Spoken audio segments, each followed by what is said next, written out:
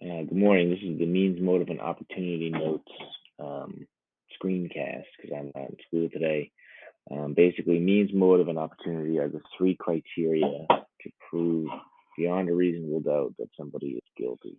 The burden of proof lies on the prosecution, and they need to prove these three components in order for someone to be considered guilty of the charges against them. So, what are means, motive, and opportunity? What does this mean? Here's an example I used last year. Means is the physical ability to commit a crime. That is you. Um, if there's a convenience store robbed and all the candy on the top shelf of aisle 3 was cleared out of the convenience store, it would be well within our reason to believe that it was Magnolia. It could have been Magnolia. She loves candy. But as you can see in this photo, this was a couple years ago, she's not tall enough, nor is she old enough to even know how to reach the Snickers and those candy bars on the top shelf. She doesn't have the physical ability to commit the crime.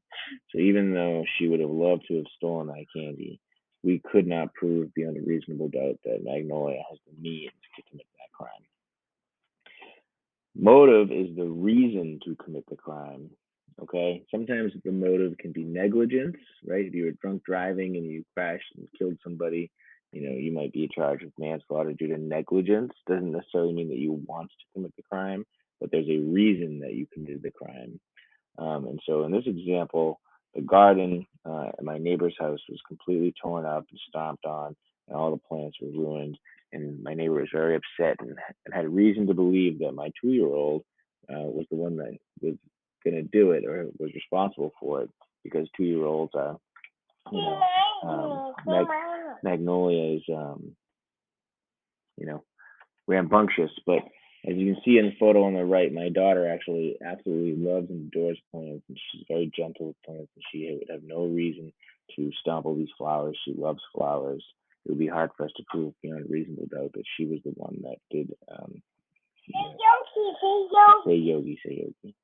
And then the third criteria is opportunity, which means the chance to commit the crime in order to be at the place where the crime was committed when it was committed. Yes, it is.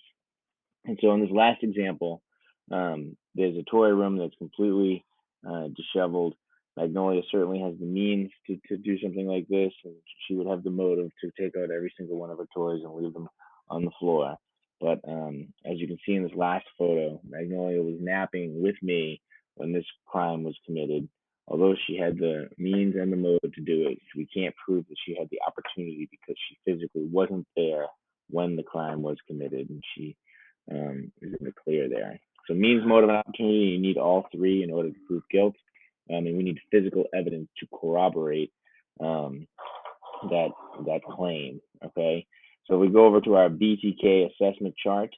All right. Your task after you read through the case study is to pick out 3 pieces of evidence that are the most significant. And I'm telling you right now that you need evidence that's going to prove that's probative value.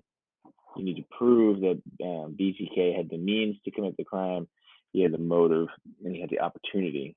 So don't give me 3 examples of evidence that prove opportunity. You need evidence for means, for motive, and opportunity.